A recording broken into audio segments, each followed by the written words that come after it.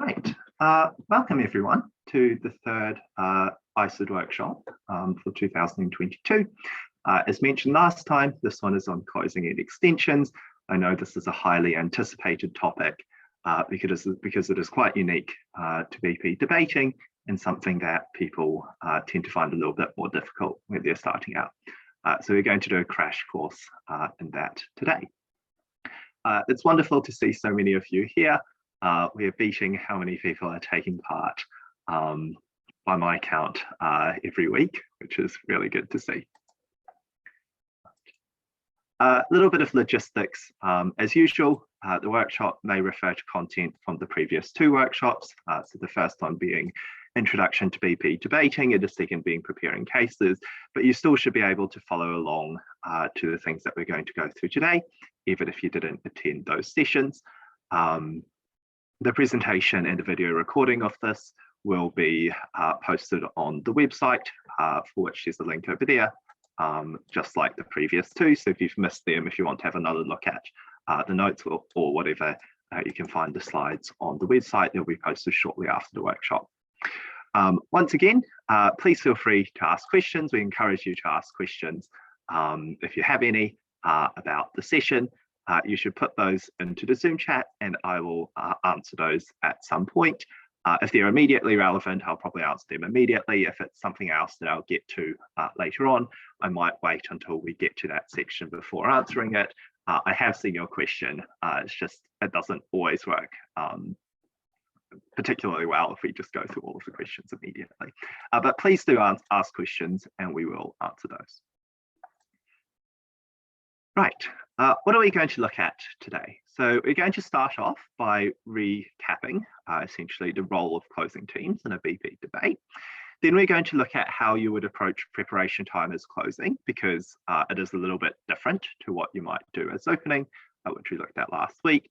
Then we're going to look at how you can develop extensions, how that's different to arguments that you might be running on opening, and do some examples of this. Then we'll go on to weighing, which is a really useful skill to have in debating, and how to address some common issues that we see closing teams face. Right. Starting off with the role of closing teams.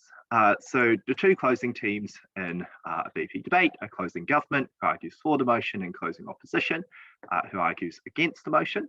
The closing teams speak after the opening teams in a debate, and the goal is not just, it's not to win the debate for your side, but rather to be all three other teams in the debate, including your opening team. So if you're closing government, you're not trying to ensure government bench victory, you're trying to ensure closing government places as high as possible. You don't really care where opening government is going to place in the debate. So how do you actually win as a closing team?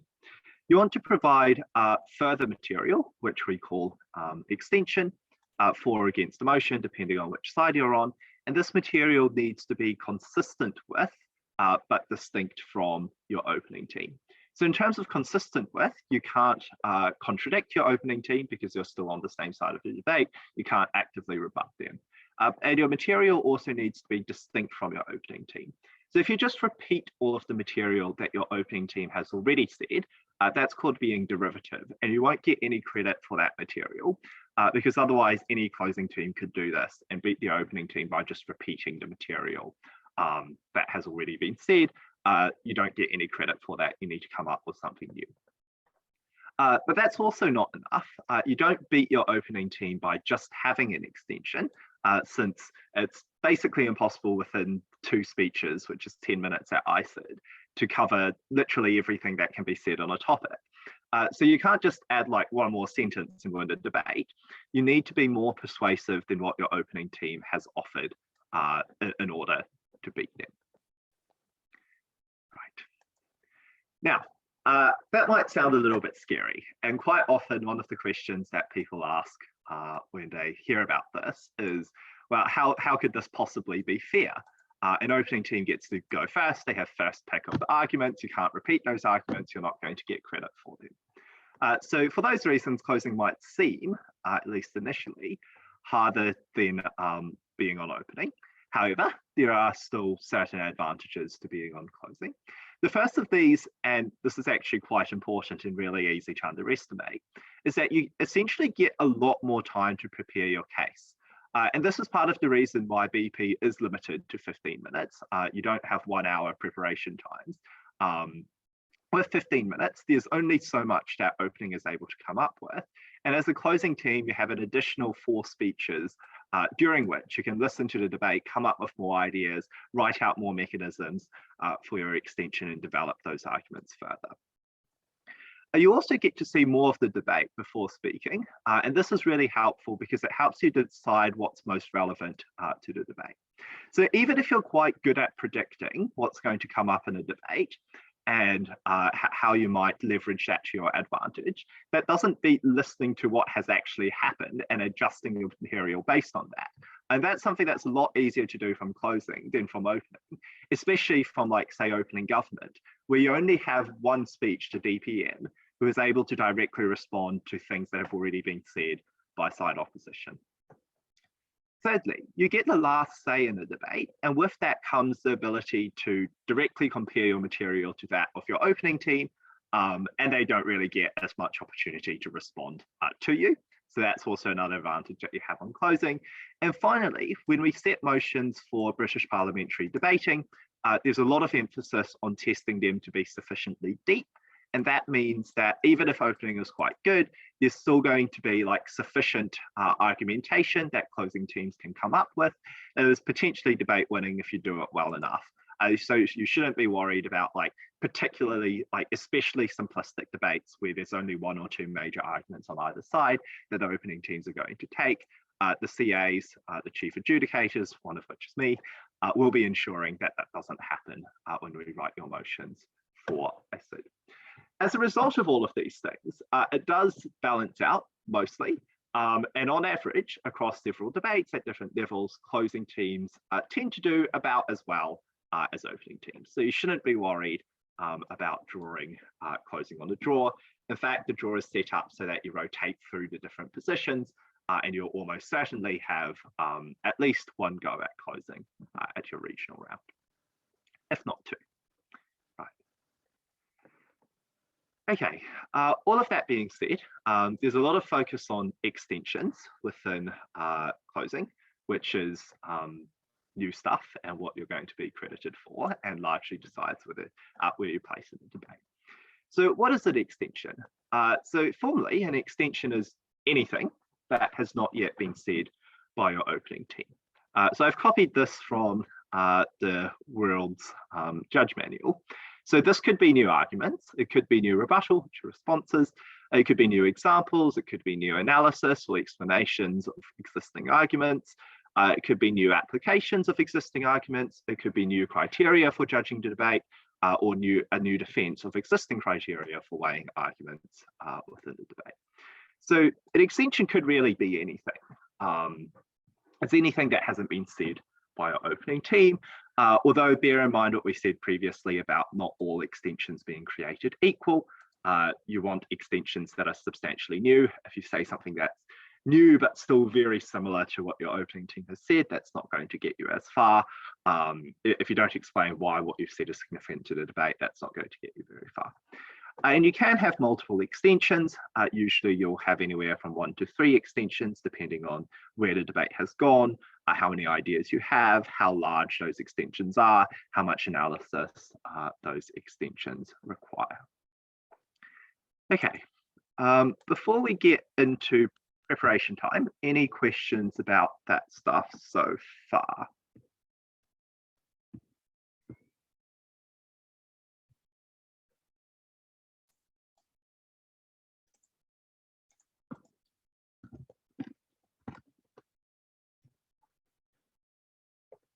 If you're typing, I'll give you a few more moments to type. Let's then have a look at how you might address preparation time a little bit differently in order to succeed as a closing team. So the first thing to note here is that preparation time is a little bit different as a closing team. So you shouldn't be aiming to have speeches written out completely or to have your case ready entirely. Even though you might do those things on opening. And the reason for that is because, well, quite simply, you'll need to adjust your team's contribution depending on what's happened in the opening debate. So you should keep an open mind about what you're going to run, and you should be very prepared to be flexible depending on what's been said in the opening half to adjust what you're going to say on closing, and as thus your preparation time should be different in terms of how you use it. So what do you do instead? So instead of like spending the second half of your preparation time just writing down all of your mechanisms and like every sentence and point you want to mention within your substantive arguments, you want to instead come up with a greater range of less obvious arguments within the debate and how they could be debate winning. So you want to spend a bit more time thinking about things that you might run, talking and discussing with your partner, coming up with a larger quantity of ideas. Once you think you've got enough, you can think about how each of those might be explained, how you can explain each of those points to be debate winning, meaning that it's the most significant thing in the debate. And because of this, you probably won't have time to develop all of these ideas fully. And that's fine because you're not going to be able to run all of them since opening will take some of them. And you will also have more time during the debate itself, during the first 4 speakers, to explain and work out the rest of your mechanisms or to work out the rest of each of those extensions that you do ultimately end up running. That's how closing prep is different to that of opening. That being said, there are still a fair few similarities. So a lot of things from last week's session on preparing cases are still applicable. Individual brainstorming at the start is still useful, maybe even more useful, because by thinking about the motion independently for a while, everyone thinks about things differently, you come up with some more ideas. And the ideas that we came up with, looked at for generating material last workshop are still useful. Things like reading the motion closely to understand why it's been phrased in that way and why all of the operative words within the motion are there. Asking yourself why the CA set the motion, whether there's any specific context that's meant that we've set this motion or problems that the motion is intended to solve. Coming up with a list of stakeholders, so people who are affected by the motion, and thinking about how they're going to be affected. Thinking about the opposition material, so the material that the other side might run in a debate, forming that into areas of clash that you could then try to resolve in your favor, and asking yourself just what you want to achieve on your side and how you might be able to do those things as a result of the motion. So all of these ideas, which we went through in a bit more detail last week, are still going to be quite useful in coming up with arguments or possible extensions when you're preparing for closing. I'm also going to add 2 more ideas that can be particularly useful for closing teams. The first of these is to ask yourself what might opening miss in the debate. So if there's like a really obvious outcome, you can ask yourself what's the hardest step in proving that particular outcome. Because usually there's going to be a chain of steps going from the motion to the outcome that a team is claiming. You can ask yourself which of these you are going to attack if you're a team on the other side, which of these is the hardest to explain, which of these is the least obvious, so opening might just neglect to explain it, but is still quite critical to that argument happening. You can also just imagine how the opening debate plays out, so you can like write down all of the things that you have on both sides, see how that material plays out against each other, identify the clashes there and think about how you might be able to resolve them in new and creative ways to your side. The other idea that I find quite useful here is to try and redefine the comparative. And I'm going to explain what that means. So ultimately, debates are a choice between 2 worlds, that with the motion and that without the motion. And that's what we mean by like the comparative within a debate. So the differences between those 2 worlds. It's relatively rare actually for even very good teams to explain both sides of that comparative in a huge deal of detail. So both what the world looks like with the motion and what the world looks like without the motion. So what you can ask yourself is, has maybe opening government just said a lot about why the current world is problematic and broken, and there's lots of problems that need to be addressed, but hasn't really explained why the motion is going to be particularly effective in bringing about a better world, then perhaps that's somewhere you could go for an extension. On opposition side, perhaps you, if opening opposition has already talked about all of the harms that the motion is going to cause, then you might think about why the existing world is actually pretty good. And by explaining that, you might be able to come up with a good extension that does swing the decision, because we're comparing things between the two. Right, what if opening takes every point that you've written down during prep? Well, ideally this doesn't happen. So I think the reason why I've gone through these last two slides on all of these different ideas around generating material is that by spending 15 minutes really thinking deeply about the motion and trying to come up with a good variety of ideas, you should be able to come up with a good range of ideas. And because people think differently, it's incredibly unlikely that opening is going to take every single thing that you said. So that's the best way to guard against that. The second thing to say here is, even if this has happened, not all is lost, because you still have at least 20 minutes and 4 speakers within the debate to listen and think critically about what's been said and come up with things that might be useful as an extension following the top half of that debate. Right, I've been talking for a while. I think it's time for an exercise. So I've got a motion here. This House believes that environmental activists should advocate for nuclear power. And what I want you to do is to spend maybe 2 or 3 minutes thinking about this. I'm not sure how many of you are like in a room with a partner or something like that, but take 2 or 3 minutes to think about what, to prepare this motion as a closing team. So not coming up with the details of every argument, but rather trying to come up with a range of material on this motion. And then I'll ask you for some ideas.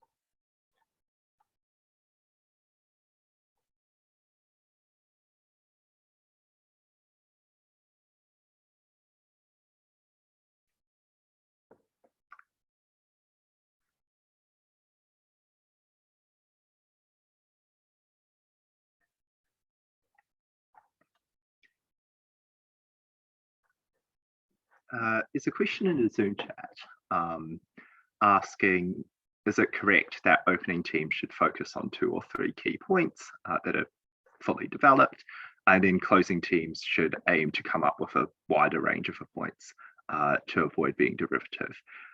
That's absolutely correct. So with an opening team, because you're going to speak at the end of preparation time if you're OG, or almost immediately after if you're OO, you can just pick 2 or 3 like fairly intuitive things, and usually they will be there, and you want to like make sure you've explained them in detail so that closing can't like fill in the gaps and beat you on that basis. And then with closing, because you don't want to be derivative, you want a wider range of ideas, not necessarily developed as much during preparation time, but they still ultimately, the ones that you choose should be developed, but you can do that during the debate.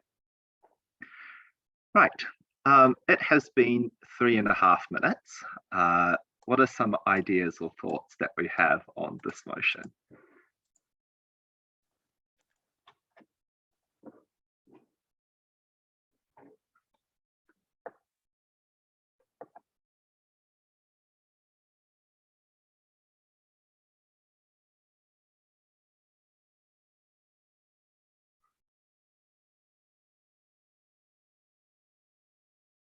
No ideas at all?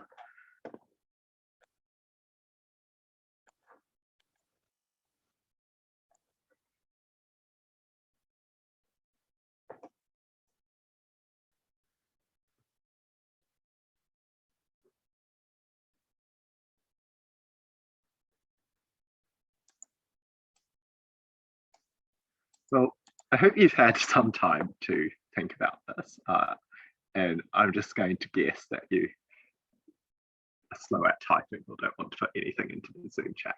But I think there's plenty of thoughts that you might be able to come up with. You can do this as CG or CO. I don't think there's going to be a huge difference, and you can always try to flip whatever the team comes up with onto your side. So if we go back to some of these previous ideas, read the first one we've got here is to read the motion closely. And if you read this motion closely, it says that environmental activists should advocate for nuclear power. So it's not this house would use more nuclear power. It's that a certain group of people should advocate for more nuclear power being used, and environmental activists themselves probably not being the government or whoever decides how much nuclear power that we use. So that's the first observation that I have here. It's not the most obvious observation, I'd suppose, at least with schools debating. So that's already one potential place you can go to as an extension. So if opening government argues, for example, and explains why nuclear power is preferable to, say, fossil fuels, but they don't explain why this advocacy is actually going to be effective in getting that nuclear power, then perhaps that's an extension that's going to be very clearly useful to the debate. You can also just look at the words in the motion and like write down everything you know about them. So environmental activists, what do they look like? What do they do? What are their goals? Nuclear power, what does this look like? Why might we support it? Why might we oppose it? It's probably quite good for climate change policy because it doesn't produce nearly as much greenhouse gases as fossil fuels do. However, it's quite controversial because of things like nuclear waste, safety, potential accidents, those sorts of things. So that might give you more ideas as well for material. If we go back, there's questions about why the motion might have been set. So obviously climate change is a huge problem, and we want to fix this as much as we can. Perhaps nuclear power is a way of doing that.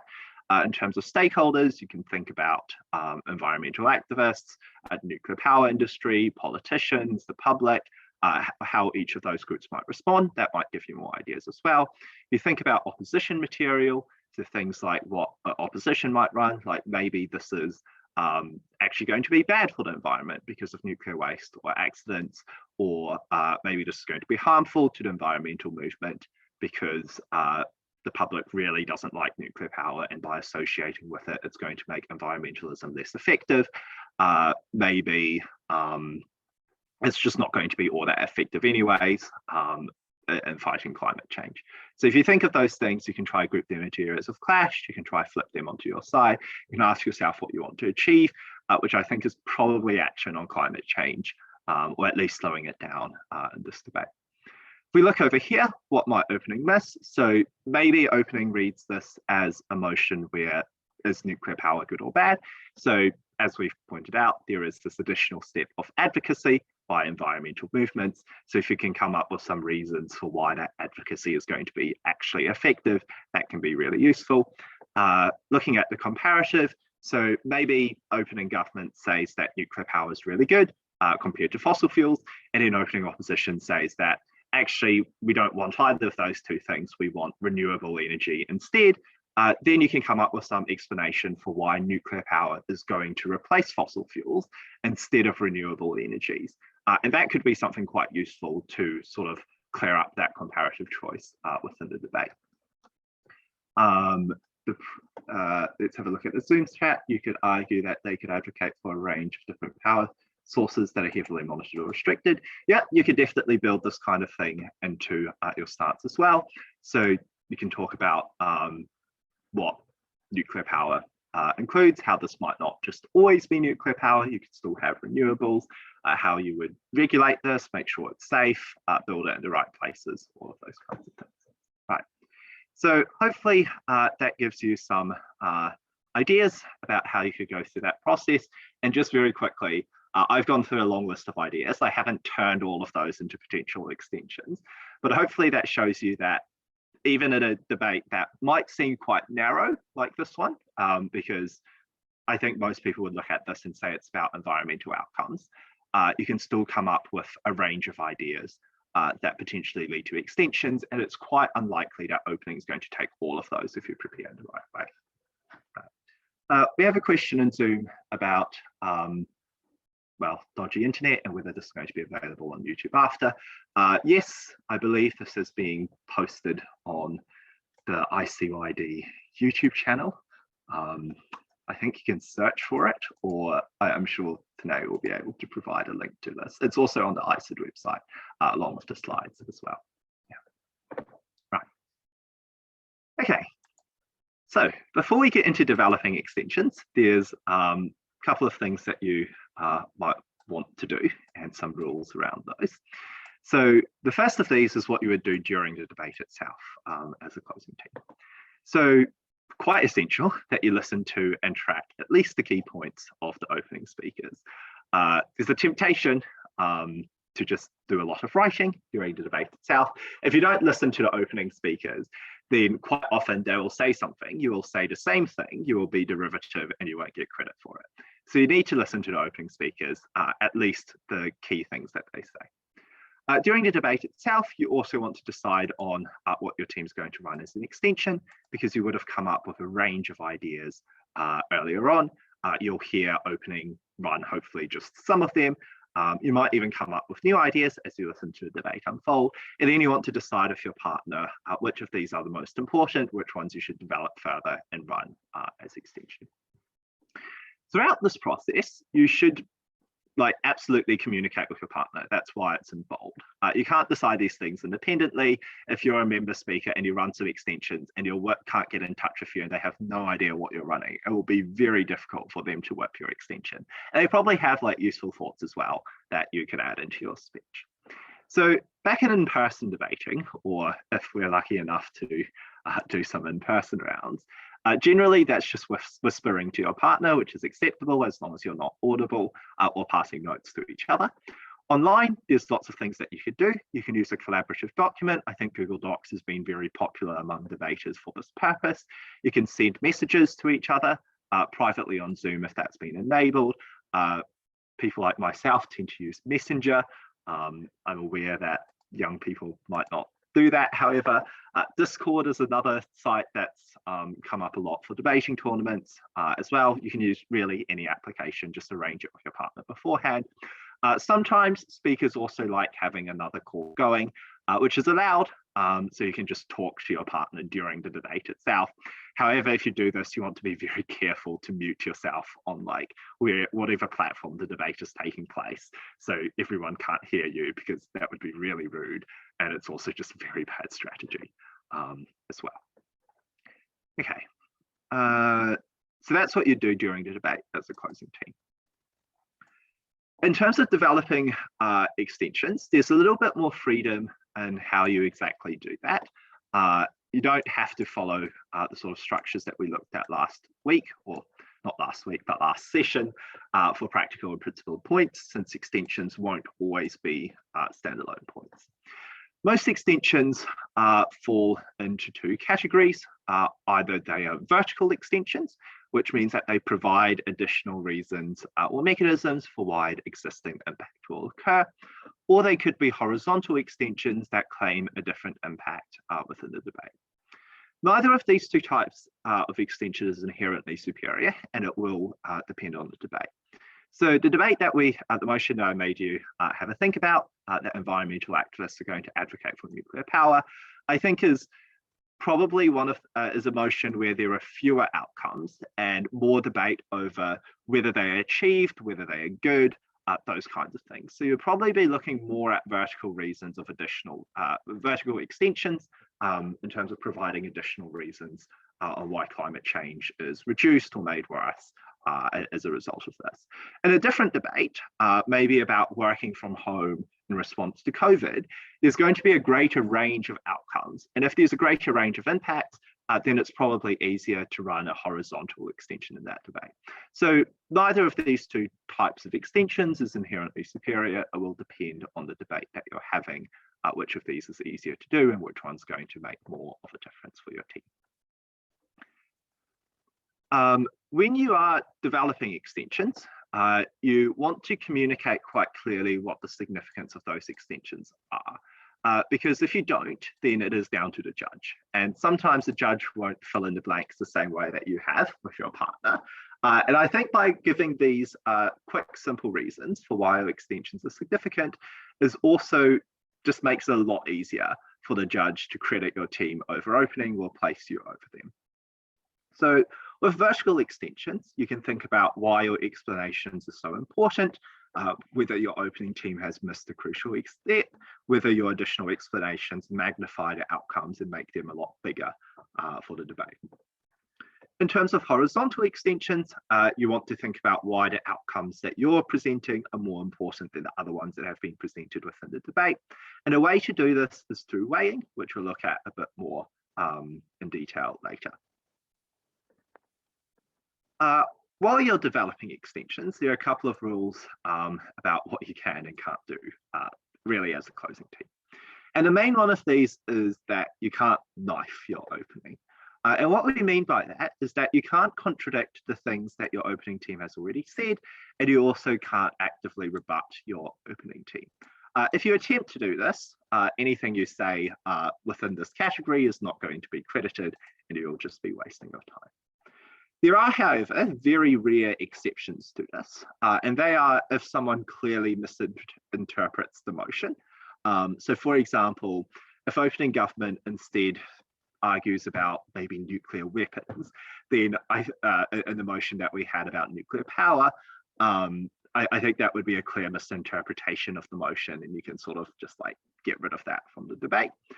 And the other situation is factual statements that the ordinary intelligent voter would definitely recognize as false.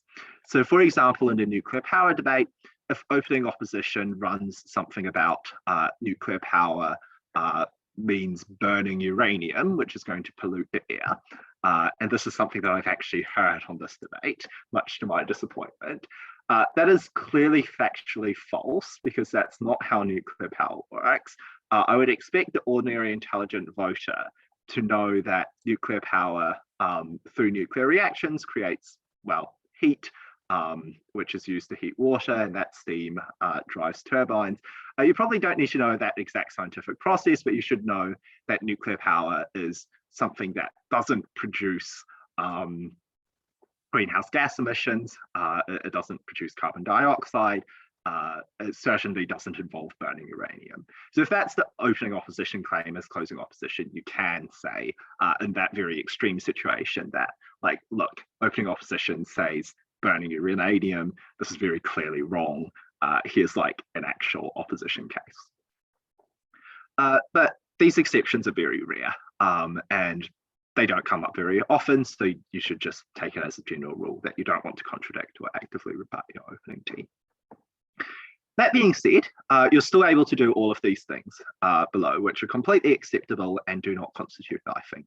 You can extend mechanistically, so you can say that opening might have missed something and you're going to fill in that gap with your explanation. You can marginalize your opening, which means making their outcomes more marginal or smaller.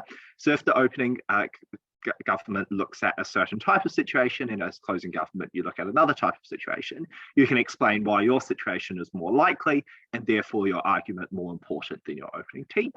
You can also run even if arguments, which just means that, okay, if opening government is not correct on a certain issue, here is how we can still win as government bench. That's not knifing, that's a hypothetical if, and it can be quite useful if you think that opening government is wrong on something. You can do it even if blah, blah, blah is not true. Here's how we might still want to have the motion in place or not. And you can use, you can leverage opposition contributions for these things above. So you can use rebuttal from opening opposition to sort of like lay doubt on some of the things that opening government has said. If you're a closing government team, if you're closing opposition, you can use government bench material to explain why opening opposition might not be the strongest or the most relevant within the debate. Right. So that's knifing. Any questions on that? Because I think this is something that we get a lot of questions and confusion about usually. I think the basic idea is, as long as you're not actively contradicting or rebutting your opening team, it's fine. You can do all of these other things down below, which might feel a bit wrong, but they are acceptable. You just can't actively contradict your opening team. Right. Moving on then, more rules. Speaker roles. So I think we looked a little bit at this in our first workshop, but when it comes to member speeches, the most important thing to note is that any substantive extension that is in essence a new argument can only be given by the member. Right, actually, before we get this, we have a question. If your team is knifed, can you just assume that the adjudicators have noted this, or can you rebut it? So I think any good adjudicator should notice this and comment on this in adjudication. As an opening team, you sort of don't get the opportunity to speak after your closing team, so you can't really rebut that, but you can point it out in a point of information if that's something that you think is quite critical to the debate. Although you can't POI your own side, you would have to POI the other side and point this out, which is a little bit weird, which is why you wouldn't always want to point it out in that way, but you can. But you can still do so if you decide that that's the most critical thing for your team to do at that point in time. Yeah. Right. In terms of the member role, yeah, so any substantive extension can only be given by the member. And in terms of strategy and material distribution, that means that the member speaker, so the first of the two closing speakers in either team, should focus on delivering the extension in the debate.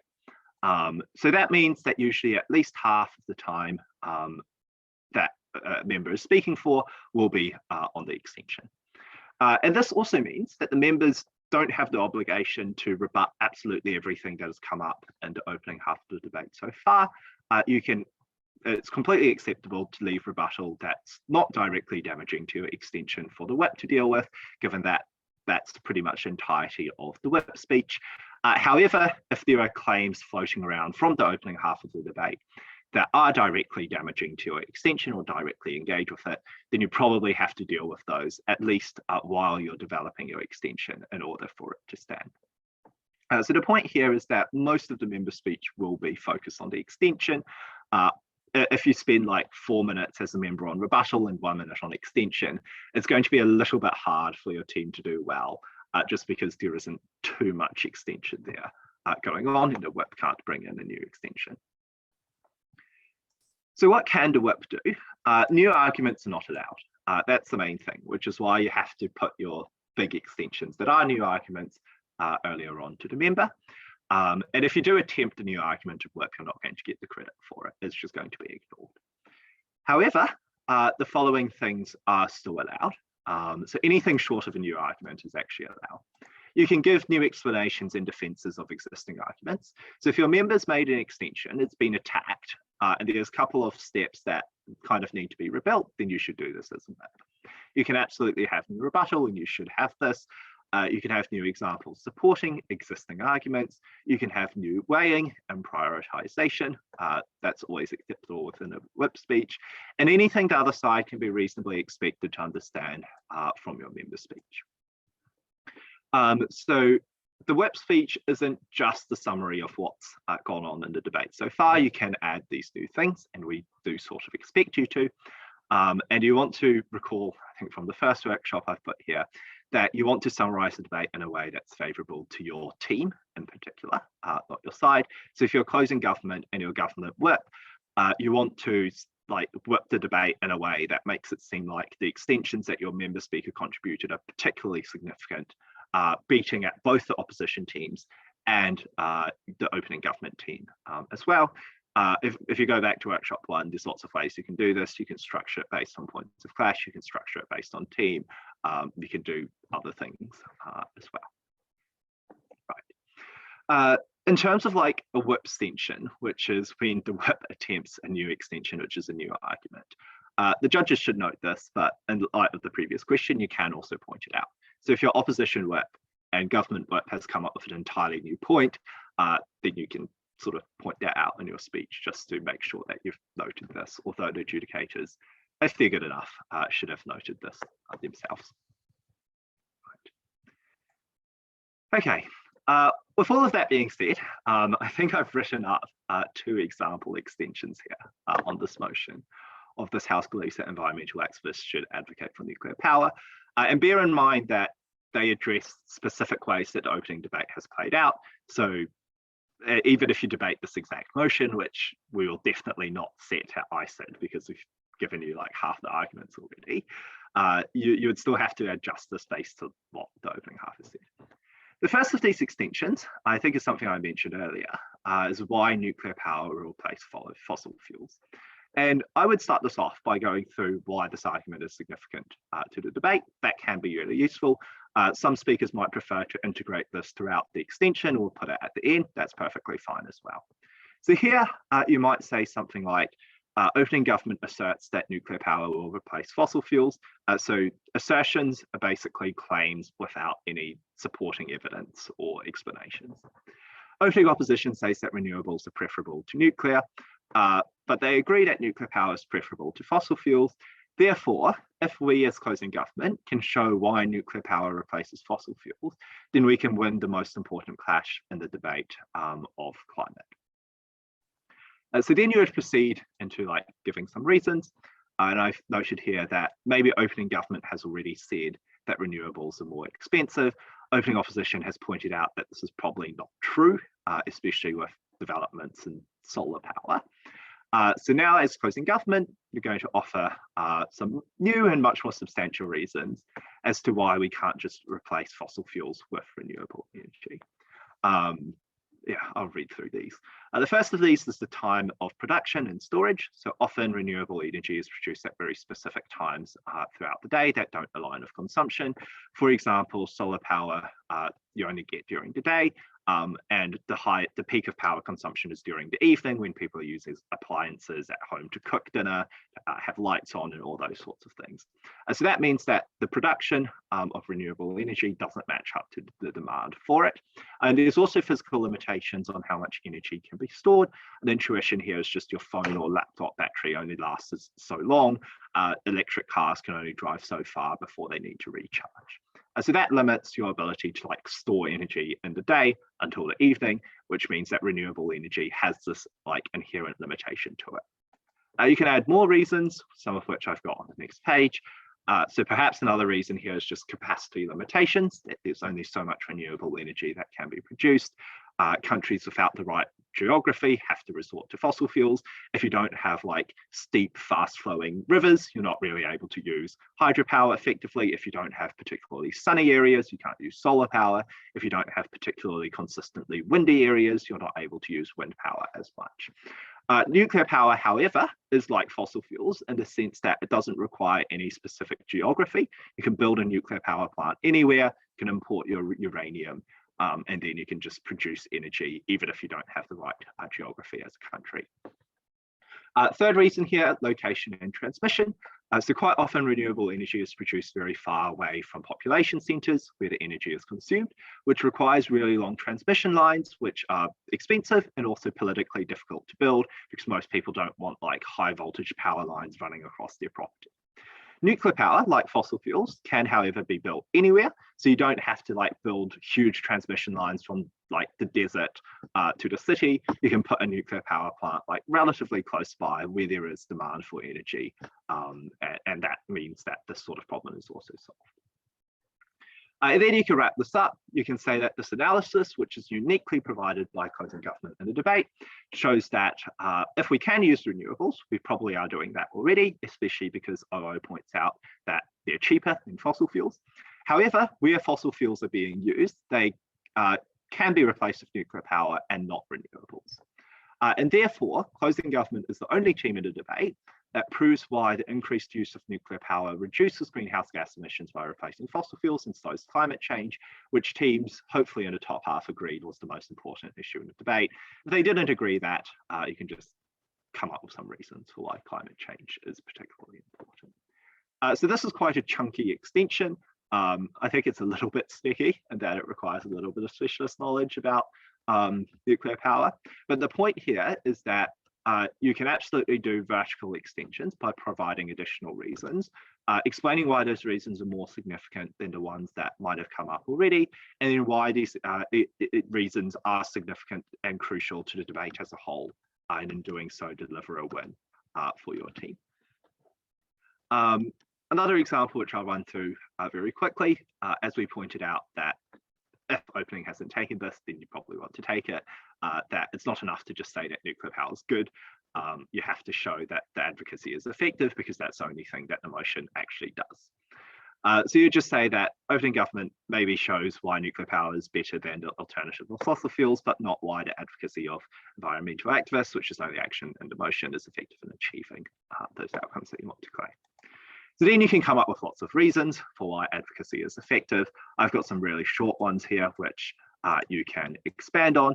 If opening government has given like one of these and you have the other four, you can just explain the other four in more detail and say that like this is more important than the one that opening has taken. So this is why like as an opening team, you just want to develop your points properly. So it's harder for closing to do these sorts of things too. So I think the first one of this is like maybe most opposition to nuclear power currently comes from environmental groups and you get rid of that. Secondly, you get more support from experts such as scientists who are actually quite pro-nuclear power and the public trusts experts that are going to change their opinion. Thirdly, current opposition to nuclear power is mostly based on overblown fears. By advocating for nuclear power, you raise awareness of the benefits and overcome these fears, which are not really justified. Fourthly, environmental movements might become more moderate and thus politically palatable, so that it's more likely that government actually takes on board these suggestions and acts upon them. And fifthly, nuclear power is cheap due to the huge amount of energy that's produced by splitting atoms, and the public likes cheap energy. That's something that people are quite inclined to vote for. And you can expand all of these reasons more depending on how much you need each of them and how convincing you find them to be. And you would then argue that like, well, this is a crucial part to opening government getting their benefits. You're logically prior to the benefits that they claim. You're the only one who unlocks them. They are dependent on you, therefore you beat opening government. So that's how you might frame one of these extensions to be effective. Right, any questions about those examples?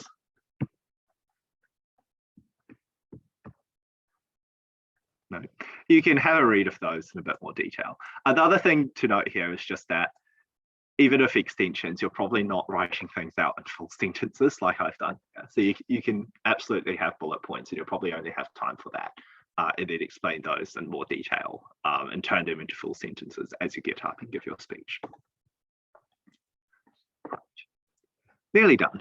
Next section then on weighing. And this is a really useful thing to do in debating, especially in British parliamentary, not just for closing, but also for opening. So by weighing, we mean explaining why arguments are important. And the main three criteria that people use to weigh impacts along are likelihood, size, and moral weight. In terms of the likelihood, the question is how likely is it that the motion leads to the impact claimed? So maybe something's just going to happen anyways, so the motion's not going to have that much of an effect, or maybe something that's a really big impact is probably not going to happen just as a result of the motion, because the motion might not do nearly as much as you would expect in order to get such a big impact. So that's one way you can marginalize the claim. Secondly, here, in terms of the size, there's two aspects to this. So you can look at the size of an impact in terms of how many people are affected by it. And you can also look at the size of the impact by how severely groups of people, that those who are affected by the motion are affected by it. So one of them sort of like number of people, the other is the size of the impact on those people who are affected. And both aspects together combine to make the size of the impact of the motion. The third of these is the moral weight of an impact. So the question you ask yourself here is whether there's any principled reasons, I'll fix that typo, to prioritize some impacts over others. So even though most of the time we just do whatever that leads to the most positive outcomes, there are some limitations to this. So the trolley problem in philosophy is a classic example of this, or the example of like killing one person, taking their organs, and then saving 5 other people who would die without those organ transplants is another. Like clearly that has very positive moral impact, practical impacts, but there are strong principled reasons to not do that, and no one would seriously suggest it. So perhaps we care about some impacts more than others because of principled reasons. The other part of this is quite often you'll hear debaters advocating particularly for marginalized groups or disadvantaged groups within society, especially when a motion is telling a government to do something. So the argument there would be that because people are disadvantaged and they have the least ability to like change their lives for themselves through no fault of their own, there is like an obligation to prioritize their interests as a government when taking action, etc. And then you might be able to like weigh via those means an impact on disadvantaged people over other impacts within a debate. Let's see an example of this. So perhaps in this nuclear power debate, opening opposition will run something about the risk of accidents, which I personally don't think is the strongest material, but everyone seems to run. So how might you respond to this from closing government? I think you just weigh this along several lines. So first of all, you reduce the likelihood of this happening. So you'd argue that like serious accidents are incredibly unlikely because of lots of reasons. The technology is very well tested. We've used it for decades. It's improved. There's very heavy regulation of nuclear power because people are scared of it, which makes it safe. The designs themselves have multiple fail safes. So it's not like if one thing goes wrong, you have a meltdown. It's like 10 different things have to go wrong, one after the other, in order to get that. And just empirical evidence of lots of countries like the UK and France using nuclear power for a very long time without having like big disasters. And even in the worst cases where you do have problems, the impact is limited to a very specific area. So mitigating there sort of along the size of the impact. And then you can compare it to what your team has offered. So you can weigh comparatively here. And a comparative here is the certain and devastating impact of climate change worldwide. You can elaborate on this if necessary within the debate. So that's, first of all, much more certain than these incredibly speculative impacts of nuclear accidents. So that's one reason why you ought to prioritize CG's case over that, which is likelihood. And also just like there's huge impacts there, like with countries being flooded, people having to leave their homes, extreme weather being much more likely and damaging towards individuals. And that's just probably a larger impact than what OA is able to claim from accidents, which even in the very worst cases are limited to very local areas. You can maybe say something like, even if you just like reduce climate change enough to have one less terrible hurricane, like that probably saves more lives. You can also just like bring in your other material. I think most studies have found that the extraction of fossil fuels is actually quite dangerous, and like through accidents there, which do happen much more common, kill a lot more people than what you would be able to get from nuclear power. And thus nuclear power saves lives if that's like a standard that OO wants to introduce into the debate. So there's lots of dimensions that you can weigh along. It's quite useful when there's like certain grounds where you're winning in a debate and certain grounds where you're probably not. Like you're not going to be able to flip accidents, but you might be able to win it if you turn it into a clash on safety, or if you just weigh it against much more certain climate benefits. So that's how you can sort of win debates where there are different outcomes, and you don't want to leave it up to the judge as to which is most important. You want to explain that yourself so you can win on the grounds where you think you're winning. Right, so given all of these things that closing teams can do to beat their openings, how do you prevent them from opening half? The first of these, which is maybe not the most useful thing to say, is to just generate more material and take to anything obvious within the debate. If you come up with something obvious and you leave it, then you're sort of like asking for trouble. Like your closing team, if they're good enough, will take it. They'll weigh against you. They could quite possibly beat you. You want to make the job of your closing team as hard as possible. So you want to generate more material and like take anything that's obvious, make sure you run it properly. When you're running this material, look for holes in your analysis to guard against mechanistic extensions. So you can ask yourself sort of like, which of these parts is the weakest? Which part would you challenge if you're on the opposite side? So all of the things that I told closing teams to ask in order to come up with mechanistic extensions, opening teams can also ask themselves in order to prevent those extensions from happening. To guard against extensions that claim other outcomes, so in like broader debates where there's like 10 or so different outcomes, you can't possibly cover all of them in sufficient detail. What you would do instead is to pick the ones that you think are the most important and then weigh them from opening to explain why those things are the most important, which means that closing has to do more work if they want to say some other outcome is more important to the debate. And finally, you can also engage through POIs, which are points of information, and they can be really useful as well. Quite often you'll see opening teams trying to take their diagonal team, which is the closing team on the opposite side. So OG will quite often try to take POIs from CO in order to try and hear what their ideas are, what their extension might be, which allows them to maybe preemptively respond to them. And also when CO is speaking, opening government wants to offer POIs to CO as well, so they're more able to engage with their case, and CO should take them to demonstrate engagement as well. So that's how you might guard against all of this stuff from opening. Any questions before we move on to the very quick final section on common issues that closing teams face?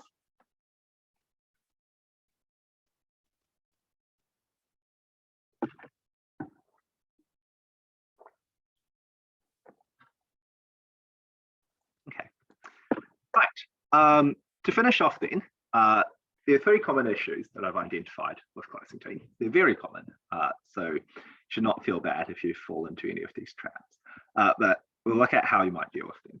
The first of these is just being derivative. So when your material is being taken by opening and you run something very similar and you don't get the credit for it, that's obviously bad, because if you don't have an extension or have like one new mechanism out of 5, the other 4 of which opening has already explained, you're not going to do very well. You're not going to be opening. You're probably going to like have trouble beating the other side as well. So what are the solutions to this? I think we had this question earlier, but generate more material during preparation time using the ideas that we looked at. If you still don't have ideas, or if opening still taking everything, which I just struggle to believe if you've done this properly enough, is that you can track the opening half debate critically for ideas. So you can listen to it as if you were a judge, think about where the gaps are. That might be able to give you additional ideas. Choose non-derivative material to run as your extension.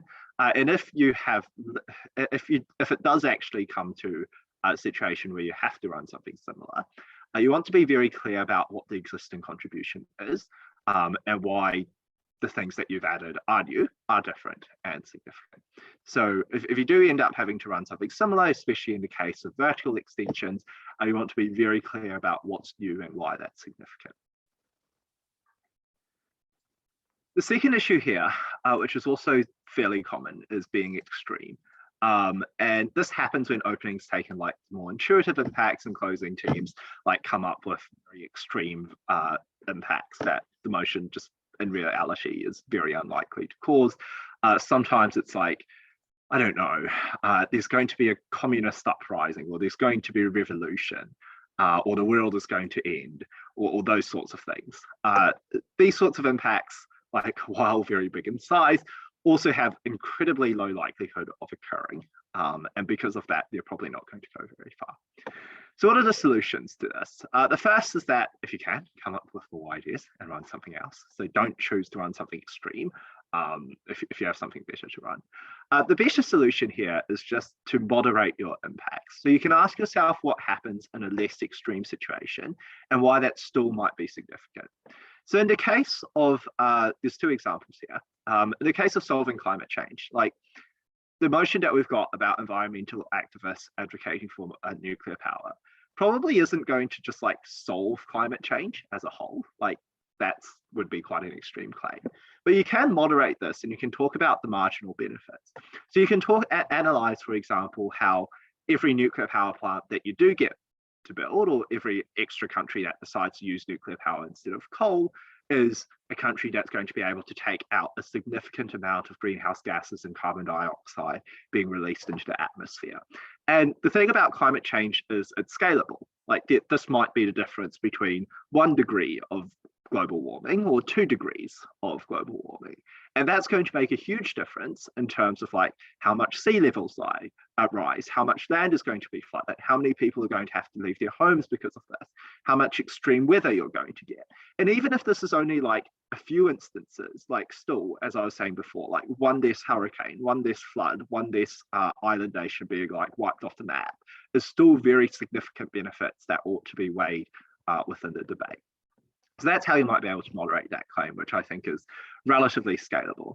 I think the accidents one is a little bit more difficult to moderate. So what I would go with there, if you're opening opposition and you did really want to run an accident there, accident claim, is that I would link it to some kind of other impact in a like more moderate case. So like I think very low level accidents that don't really have any real effect on the surrounding environment are relatively common with nuclear power. So perhaps when these are reported on, there's going to be a lot of public outcry because people are emotional and irrational when it comes to nuclear power. And because of this, there's going to be a lot of damage to environmental movement as a whole because they've decided to associate themselves with nuclear power. And then you can expand on like what the harms of that are going to be in terms of other issues that the environmental movement were making progress on. And how that's really damaging.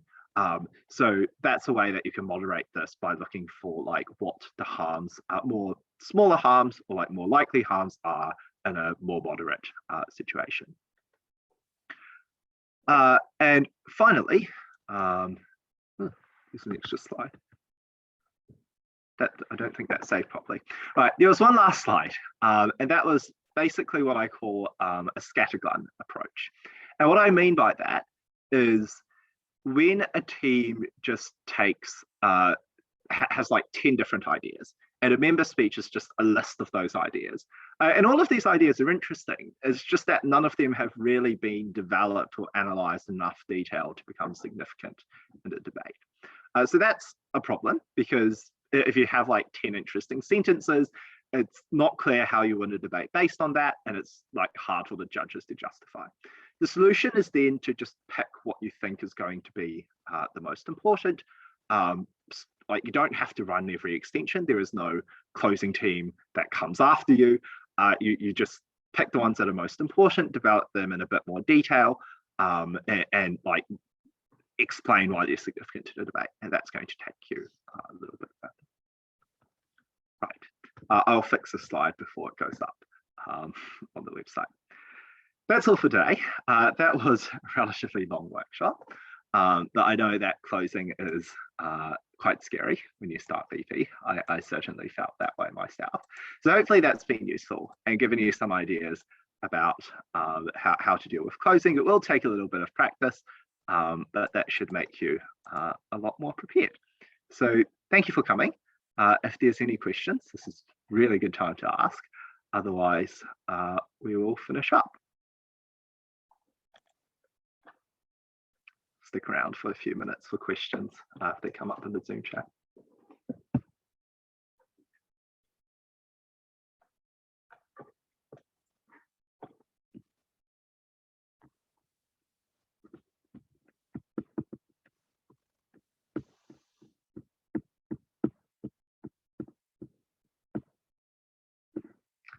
Right.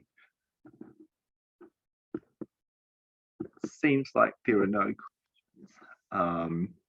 in that case, next workshop is the same time next week, and that will be the final workshop. And yeah, thanks for coming. Bye-bye. Have a nice evening.